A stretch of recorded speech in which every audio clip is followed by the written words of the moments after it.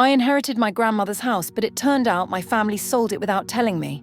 My lawyer said they forgot to read the fine print. Then it became clear. Subscribe to the channel before the story continues. Hey, I'm Lily. Grandma's house was my everything.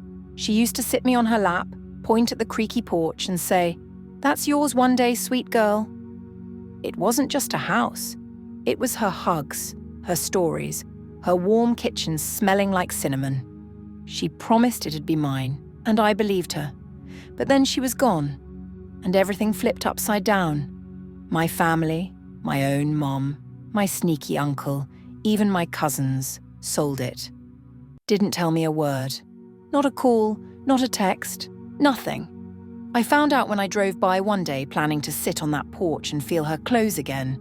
Instead, I saw strangers unloading boxes, laughing like it was theirs. My chest hurt so bad I couldn't breathe. I cried right there in my car, tears soaking my shirt. I called my mum, voice shaking, asking why. She just sighed. "It's done, Lily. Let it go." Like I was the crazy one for caring.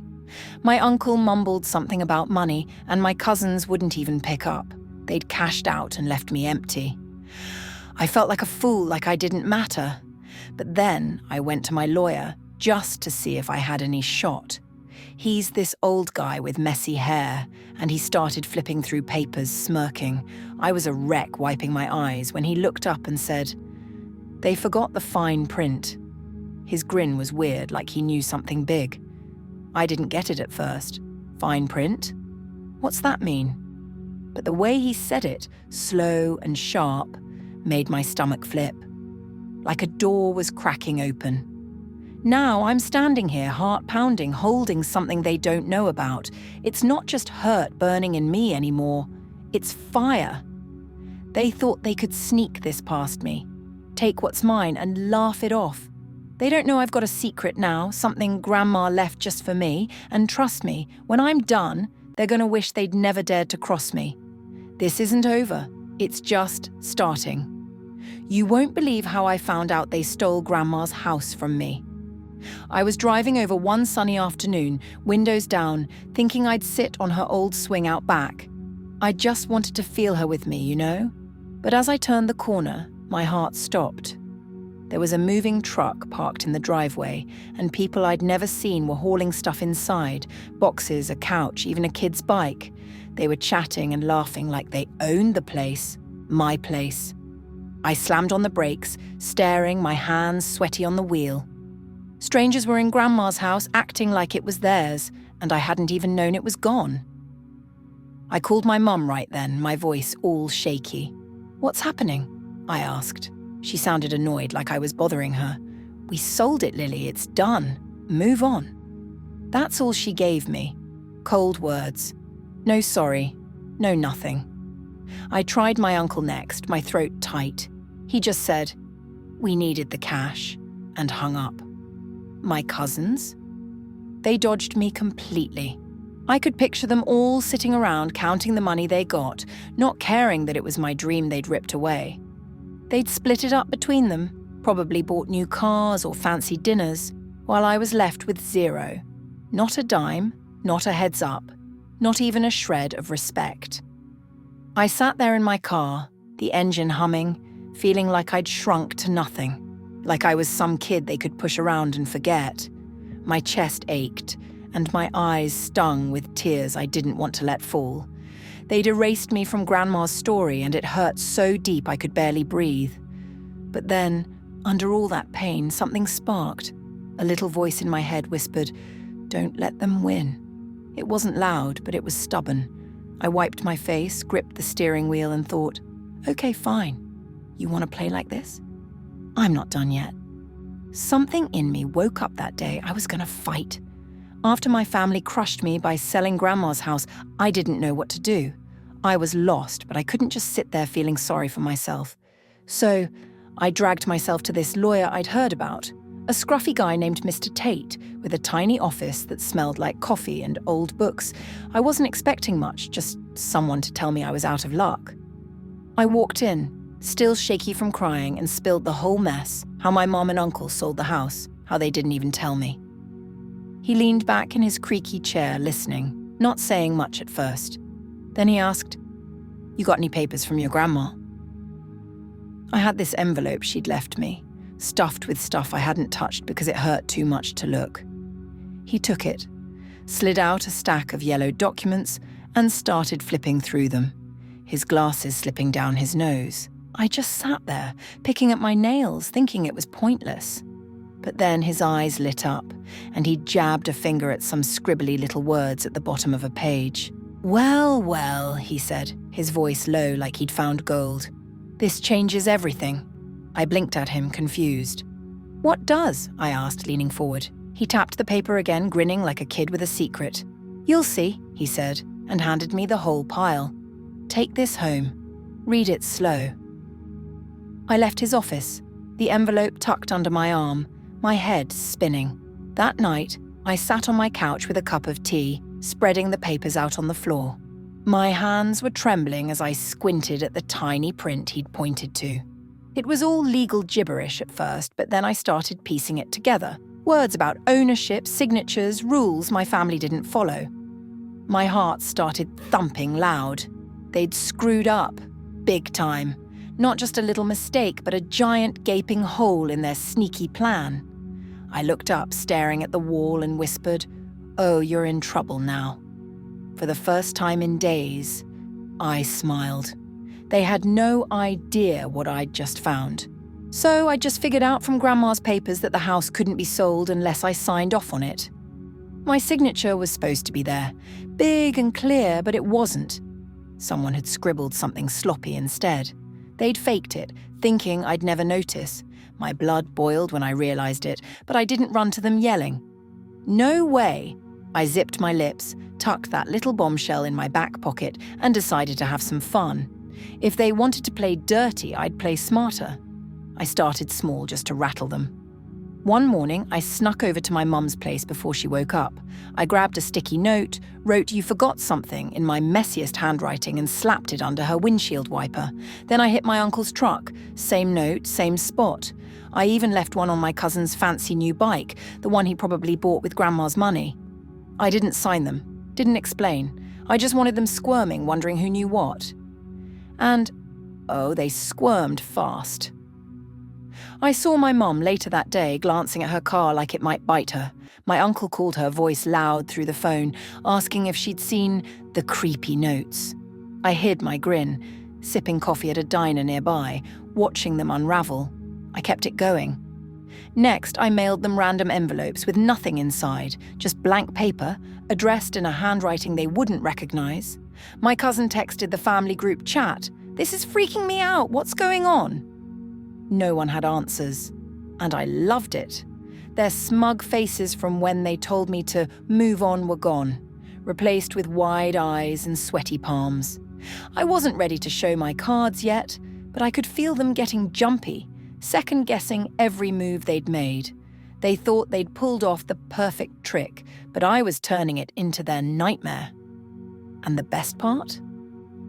They didn't even know it was me. Sweet little Lily, the one they'd brushed off. I leaned back on my couch that night, plotting my next step, thinking, you've got no idea what's coming. After I started messing with my family, I couldn't stop thinking about Grandma. She'd always been clever, the kind of lady who'd hide candy in weird places just to see me laugh. I figured if she'd left me a clue in those papers, maybe there was more. So I climbed up to my attic, where I'd stashed a bunch of her old things after she passed. It was dusty up there, cobwebs tickling my face, but I didn't care. I started digging through boxes, photo albums, chipped teacups, her favourite scarf that still smelled faintly of lavender. Then I saw it.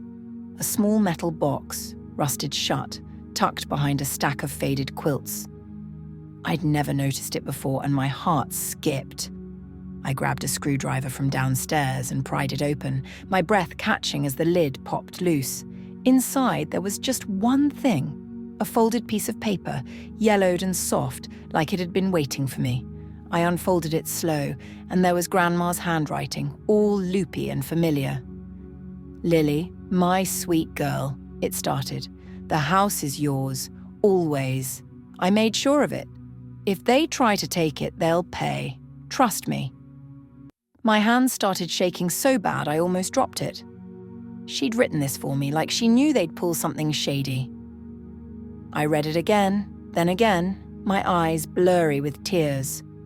Grandma hadn't just left me a house, she'd left me a shield. I sat there on the attic floor, the cold seeping through my jeans, clutching that letter like it was her voice whispering in my ear. She'd planned this way before she got sick. It wasn't just some random note, it was her way of standing with me, even now. I could almost see her, winking like she used to when she'd outsmart someone. My family thought they'd won, but she'd seen them coming a mile away. I wiped my face, feeling stronger than I had in weeks. "Okay, Grandma," I said out loud, my voice echoing in the quiet. "I've got this." Whatever she'd set up, I was going to find it and make them regret ever crossing us. I'd found Grandma's letter, and it lit a fire in me. I wasn't just going to sit back anymore.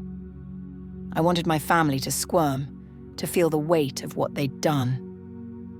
I called up my buddy Jake, this guy who's always up for a laugh and knows his way around a prank. "I need the house to feel spooky," I told him over burgers at the diner. "Like Grandma's ticked off." He grinned, ketchup on his chin, and said, "Oh, I'm in." We hatched a plan right there, and I couldn't wait to see it play out. Jake snuck over to the house at night with a bag of tricks, little gadgets to mess with the lights, a speaker for creepy sounds, even a remote to jiggle the doors. He'd flip the switches from outside, making the place look alive with something eerie. The new owners were still settling in, but my family lived close enough to hear the rumors. Soon the lights started dancing on and off, and faint moans echoed down the street. My mum called my uncle in a panic, saying, "It's her, I swear, she's furious." I heard them through a cracked window one night, arguing in his driveway. My uncle snapped, "You said this would be easy." And my cousin chimed in, "I told you we should have waited." They were tearing into each other, voices high and frantic, blaming everyone but themselves.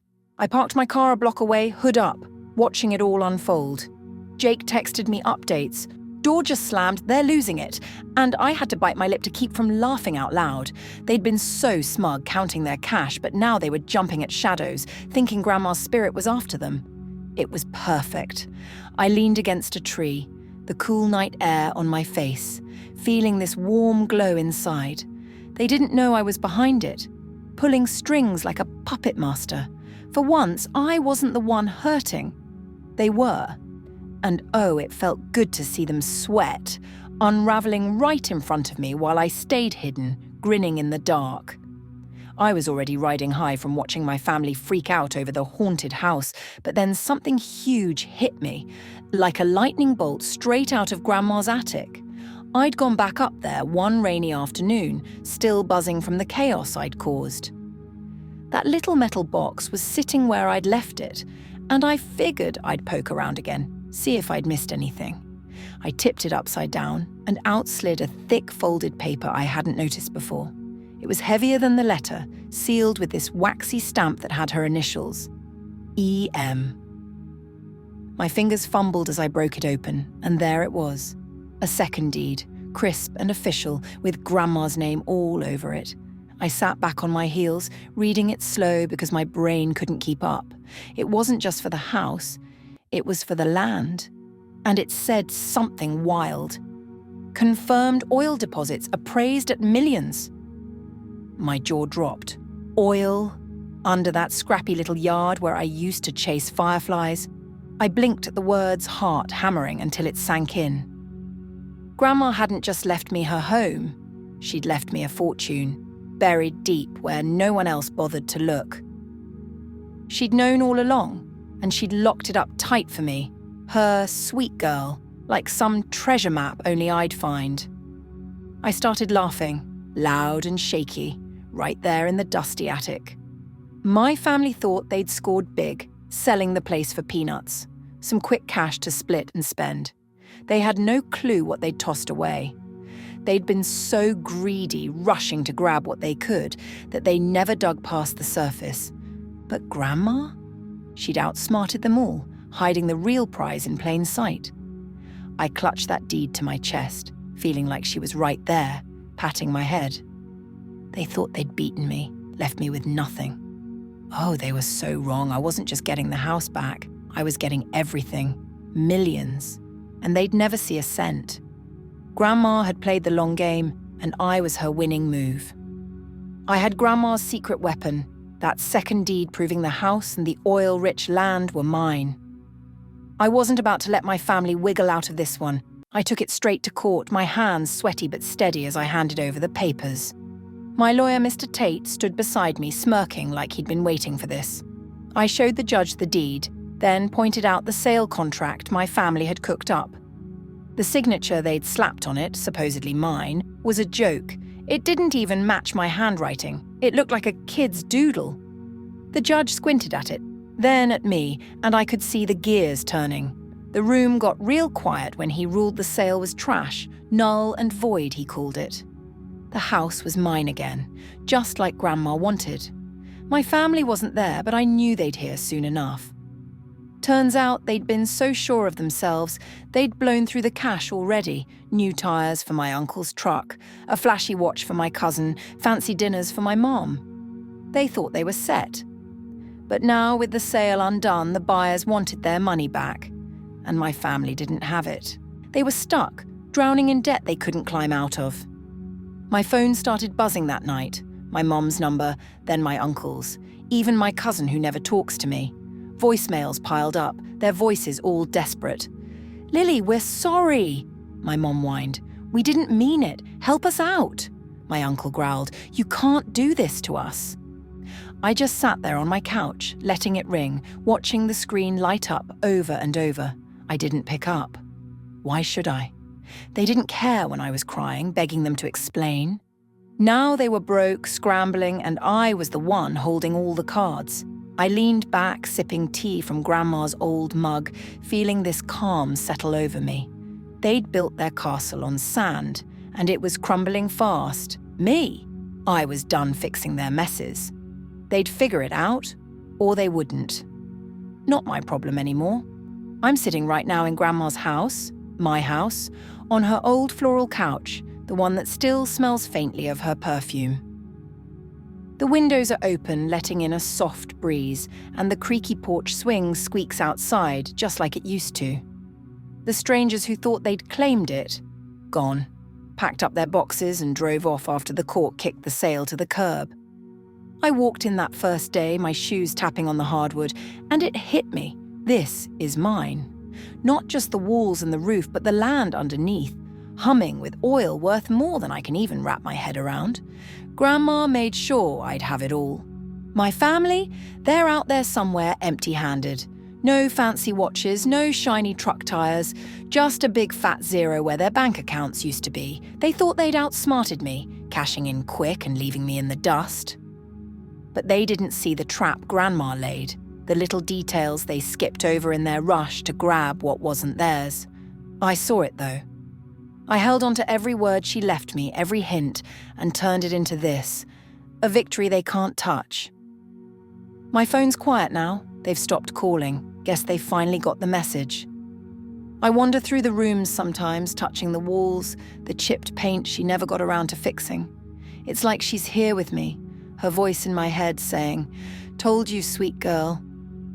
I can almost hear her chuckling, that raspy laugh she'd let out when she won at cards. She's probably up there, proud as anything, watching me settle in. I've got plans, maybe fix up the garden, plant those roses she loved. But for now, I'm just here, soaking it in. The hurt's faded, the anger's cooled, and what's left is this warm, solid feeling. I'm home, really home. They tried to take it, but I fought back, and now I'm the one standing tall. Grandma gave me more than a house. She gave me a win, and I'm holding it tight.